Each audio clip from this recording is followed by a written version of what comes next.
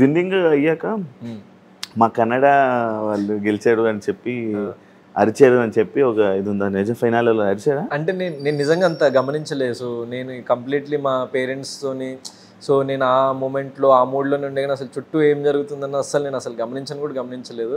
So just ఇక ఆ moment జరిగిపోయింది. సో ఇంకా పేరెంట్స్తో వెళ్ళి ఇంకా ఏం జరుగుతుంది ఏంటి అని చెప్పేసి మాట్లాడుతున్నా. సో నిజంగా ఆ విషయం నేను మీ ఇంటర్వ్యూలో అవినాష్ రీల్ సోషల్ మీడియాలో చూసిన. యాక్చువల్లీ అడుగుతున్నాను, అందరినీ అడుగుతున్నాను. అంటే నాకు తెలియదు, పర్సనల్ గా నాకు తెలియదు. అంటే టీం వాళ్ళనా కంటెస్టెంట్స్? కంటెస్టెంట్స్ అయితే కంటెస్టెంట్స్ మా వాడు గెలిచాడు అన్నట్టు.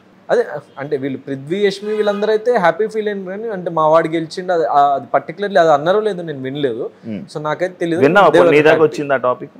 అంటే అదే సోషల్ మీడియాలో అది చూసిందే, మీ ఇంటర్వ్యూలో దాంట్లో చూసిందే. గౌతమ్ తప్పు చేసి నేను తప్పు చేయలేదని వాదిస్తాడు అనేది ఒకటి ఉంది. దానికి ఏం చెప్తావు? ఎగ్జాంపుల్ లైక్ నిఖిల్ ని నువ్వు మూసుకొని వెళ్ళి కూర్చో లైక్ ఈ వర్డ్ దాని మీద లేదు, ఇమీడియట్ గా నువ్వు దీనికి హట్ అయి ఉంటే సారీ అని చెప్పేసి చెప్పినా దెన్ నెక్స్ట్ డే కూడా అందరిని కూర్చోబెట్టి నువ్వు హట్ అయి ఉంటే నేను కూల్ డౌన్ అయిన తర్వాత ఆ రోజు నైట్ జరిగింది, నెక్స్ట్ డే మార్నింగ్ లేచి కూడా సారీ చెప్పిన. సో నేను తప్పు చేస్తే నేను అక్కడ వాదించను. అది ఒకవేళ తప్పు అనిపించింది, ఎదుటి వ్యక్తికి డిస్రెస్పెక్ట్ఫుల్ గా అనిపించింది అంటే సో నేను దానికి రెసిప్రోకేట్ అయ్యి చెప్పేస్తా.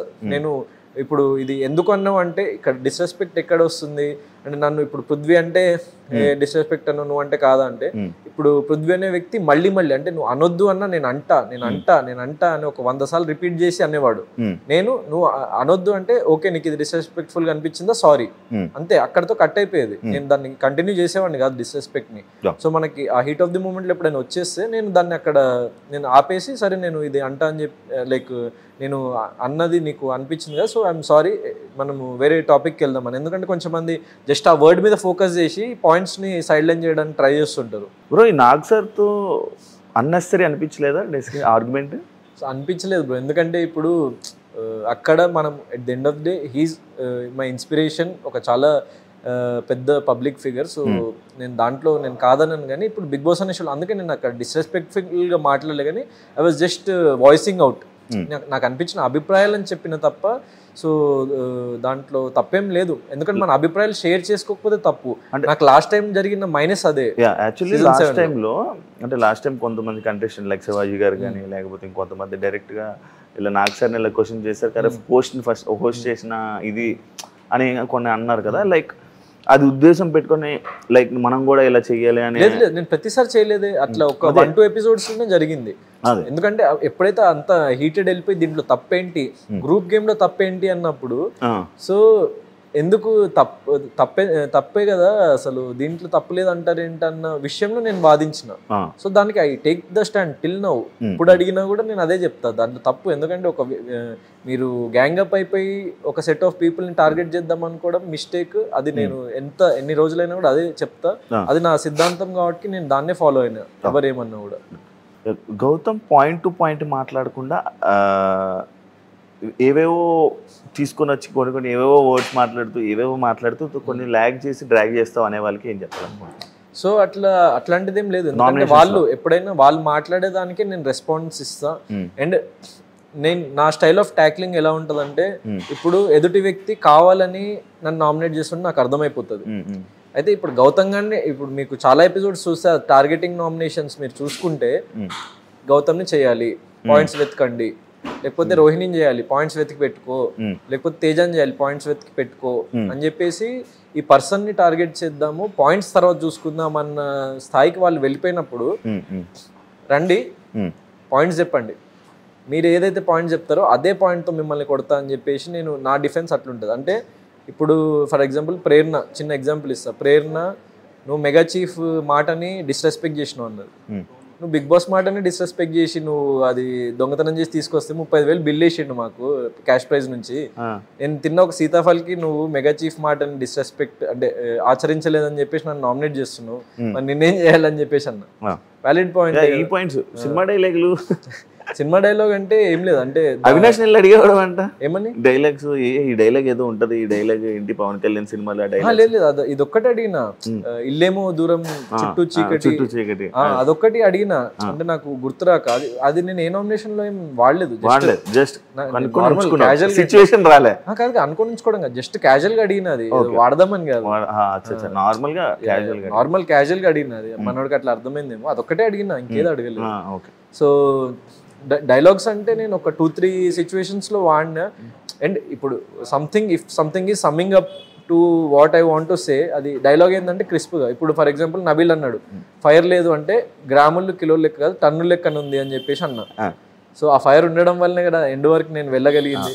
అండ్ ప్రతి ఒక్కరిని క్వశ్చన్ చేస్తున్నా. అంటే అక్కడ ఫైర్ అంటే చాలా మంది అంటే భ్రమపడ్డది ఏంటంటే అరిచేయడం, ప్రతి సిచ్యువేషన్లో అరిచేయడం, ప్రతి సిచ్యువేషన్లో కొట్టేసుకోవడం, ప్రతి సిచ్యువేషన్లో ఏదో సమ్ రచ్చ క్రియేట్ చేసేయడం అనుకున్నారు తప్ప, ఐ థింక్ ఫైర్ అంటే ఎవరికి భయపడకుండా నువ్వు సాఫ్ట్గా కూడా అడగొచ్చు. ఇప్పుడు పృథ్వీ నామినేషన్లో సాఫ్ట్గా మనోడు కూర్చోబెట్టి చెప్పిన గ్రూపిజం అంటే ఏంటి, ఇండివిజువల్ గేమ్ అంటే ఏంటి అని.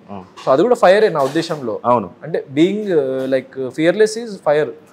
సో అది నాకు ఉంది, నేను ఎవరికి భయపడను అన్నదానికి సమ్మప్ చేసుకుంటూ గ్రామంలో కిలోలు కదా టన్ను లెక్క ఫైర్ అని చెప్పేసి సో అది వాడినా. దెన్ అట్లా చిన్న చిన్నవి అంటే నాకు నా సిచ్యువేషన్కి తగ్గవి నేను గంట సేపు ఎక్స్ప్లెయిన్ చేసే బదులు ఒక 1 లైన్లో ఎక్స్ప్లెయిన్ చేసేవచ్చు కదా అన్నది నా పాయింట్ అక్కడ. కానీ లాస్ట్ సీజన్కి ఈ సీజన్కి నువ్వు కొన్నిలో కొంచెం కాన్ఫిడెంట్ ఎక్కువ అయింది, ఎందుకంటావు? కాన్ఫిడెన్స్ అంటే లైఫ్ చాలా నేర్పించింది. సో ఇంకా బెటర్ పర్సన్ అవుతున్నా, ఇంకా కాన్ఫిడెంట్ పర్సన్గా మారుతున్నా. సో అది లైఫ్లో నా ఎక్స్పీరియన్స్ ఇచ్చిన కాన్ఫిడెన్స్ అనుకోవచ్చు. ఈ సీజన్ మొత్తం అంతా సోలో బాయ్ అని మొత్తం హౌస్ లో వాడేవో, ఏ ప్రమోషనా లేకపోతే సోలో బాయ్ అనలే, సోలో ప్లేయర్ అన్న, బాయ్ అని కూడా లైక్ అన్న లైక్ మూవీ ప్రమోషన్ అని కాదు, నేను సోలో గేమ్ అన్నది నేను చెప్పిన. అండ్ సోలో బాయ్ అని లైక్ ఎన్నిసార్లు వచ్చిందో అది వస్తే మంచిదే యాక్చువల్లీ, ఎందుకంటే నా ఫిల్మ్కి ప్రమోట్ అవుతుందని. కానీ ఫిల్మ్కి ప్రమోట్ అవ్వాలని నేను అన్ని రోజులు అసలు అట్లా అంత ఇట్స్ లైక్ నా కైండ్ ఆఫ్ మీరు చూసుకుంటే అంటే ఇట్లా ఒక ఇండివిజువల్గా ఉంటూ ఎవరికి అట్లా ఫేవరిజం చూపించకుండా సో అంతమంది టార్గెట్ చేస్తూ ఇట్లా ఇది చేద్దాం అది చేద్దాం అంటున్నా కూడా ఒంటరిగా ఉండిపోయి 2.5 months 3 months గడపడం అన్నది చాలా కష్టం బ్రో యాక్చువల్ ఆ హౌస్ లో. ఎందుకంటే మనకి ఏదో ఒక పాయింట్ లో మనం డిప్రెస్ అవుతాం, లో ఫీల్ అవుతాం, అరే ఒక ఫ్రెండ్ ఉంటే బాగుండు, షేర్ చేసుకోవచ్చు అనిపిస్తుంది.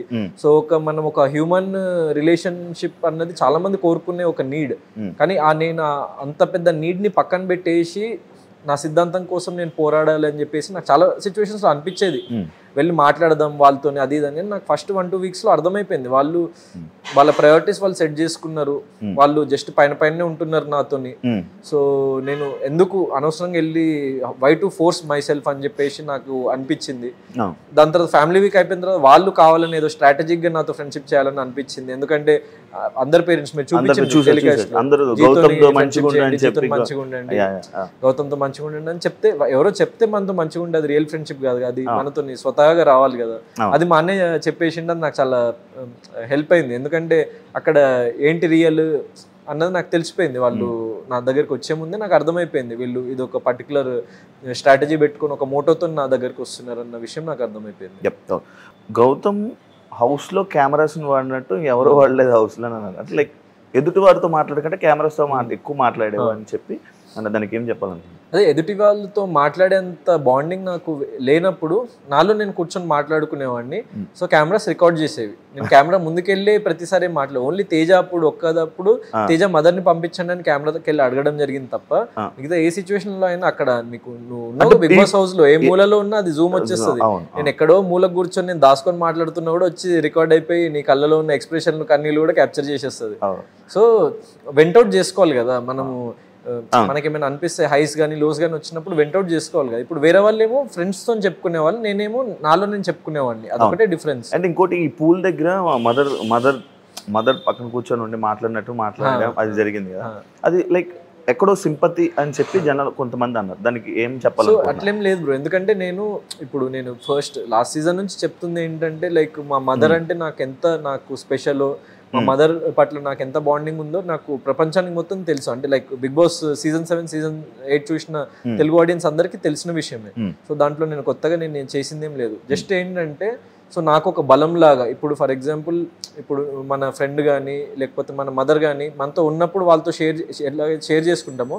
నేను అందుకే చెప్పిన, నేను ఒకటి అది వచ్చిందో రాలేదో మీరు దీన్ని కూడా ఏదో స్ట్రాటజీ అట్లా ఇట్లా అనుకోకండి, నేను మా మదర్ని ఉన్నట్టు ఇమాజిన్ చేసుకోండి. సో నాకు అట్లా అంత బాండింగ్ ఉన్న ఫ్రెండ్స్ ఎవరు లేరు కాబట్టి సో నేను మా మదర్తో మాట్లాడుకుంటున్నా, నేను నా బాధల్ని కానీ సంతోషాలని కానీ వెంటౌట్ చేసుకుంటున్నా అని చెప్పేసి అన్నా.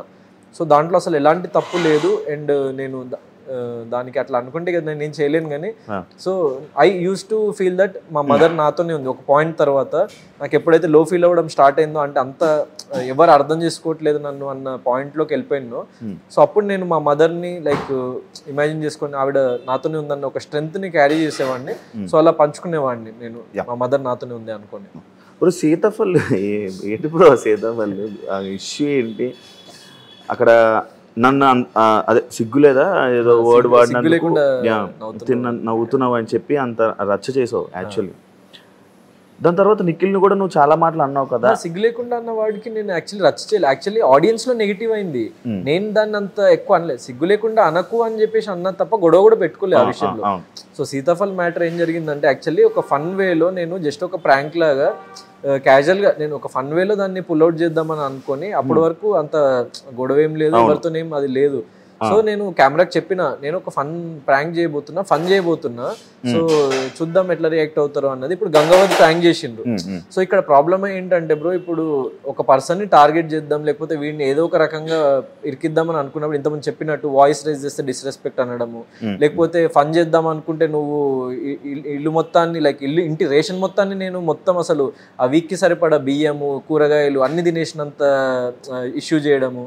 సో అది ఇక ఒక పర్సన్ ఏదో ఒక రకంగా నువ్వు ఆ తప్పు చూపించాలన్నప్పుడు ఇట్లా చిన్న చిన్న మిస్టేక్స్ నే వాళ్ళు ఒక పెద్ద మిస్టేక్ ప్రొజెక్ట్ చేయడానికి ట్రై చేస్తారు. అండ్ నాకు అక్కడ సిగ్గు లేకుండా అని అంటే నేను అప్పుడు కూడా సిగ్గు లేకుండా అనకు అని చెప్పేసి అన్నా, ఒకటే వర్డ్, అరవని కూడా అరవలేదు. రోహిణి వచ్చి అన్నది సిగ్గు లేకుండా అట్లా ఇట్లా ఇవన్నీ అనకు అని చెప్పేసి అంటే నేను అక్కడ నుంచి వెళ్ళిపోయినా అంతే. ఇక దాన్ని ఇష్యూ అవ్వలే. అది ఇష్యూ ఎప్పుడు అయిందని ఎప్పుడు తెలిసింది మాకు, బయట నుంచి వచ్చి ఆడియన్స్ చెప్తే తెలిసింది అది పెద్ద ఇష్యూ అయిందని. అండ్ నాకు లైక్ మెగా చీఫ్ గా అయినప్పుడు తను నాకు అంట్లు దోము అన్న టోన్ మీరు చూస్తే, సో తను ఫస్ట్ తను అరిచింది, అయితే అరిస్తే నేనేం పనికి నీ దగ్గర లేను అని చెప్పేసి నేను నా కోసం నేను స్టాండ్ తీసుకుంటుండే. సో నేను చేయను పని అని చెప్పేసి వెళ్ళిపోయినా పక్కనకి, నాకు మంచిగా చెప్తే చేస్తాను లేకపోతే నేను చేయను అని చెప్పేసి వెళ్ళిపోయినా. సో ఈ అన్ని ఇష్యూస్లో నేను అక్కడ నేనేదో క్రియేట్ చేసి నేనేదో పెద్దగా చేసింది ఏం లేదు. అక్కడ చాలా ఫన్ వేలో నేను అనుకున్నది తీసుకుంటారు అనుకుని, ఇప్పుడు అవినాషో తేజానో లేకపోతే రోహిణినో చేసుంటే అసలు దాని ఇష్యూ ఇప్పుడు ఒకటి కాదు 10 సీతాఫలాలు తిన్నా ఎవడేం అనేటోడు కాదు. మేము ప్రాంక్ చేసినామని చెప్పుంటే, ఎందుకంటే ఇంకా పెద్ద ప్రాంకే జరిగింది. సో హౌస్ మొత్తం నిద్రపోతున్న వాళ్ళని లేపి అందరిని నిద్ర డిస్టర్బ్ చేసి మరి అది జరిగింది. సో అయినా కూడా వాళ్ళని ఒక ఎంటర్టైనర్స్ గా పర్సీవ్ చేస్తున్నారు కాబట్టి సో దాన్ని అంత పెద్ద ఇష్యూ చేయరు. ఇప్పుడు వీడు గౌతమ్ గారిని ఎప్పుడైతే మనము ఇట్లా నామినేట్ చేద్దాం, అది చేద్దాం, ఇది చేద్దాం, టార్గెట్ చేద్దామని వాళ్ళు ఫిక్స్ అయినరు. సో ప్రతి చిన్న ఇష్యూని పెద్దగా చేద్దామని వాళ్ళు ఫిక్స్ అయిపోయినరు. అది నాకు అది కనిపించింది. అండ్ దాన్ని వాళ్ళు అట్లా ప్రొజెక్ట్ చేయడానికి ట్రై చేసింది కానీ అది ఆడియన్స్కి అర్థమైపోయింది. దాంట్లో అంత అసలు ఒక చిన్న సీతాఫల్ గురించి ఎందుకు తను అలా మాట్లాడాల్సి వచ్చిందని ఆడియన్స్ బ్యాక్లాష్ అయినరు, నేను ఎక్కువ బ్యాక్లాష్ అవ్వలే అక్కడ.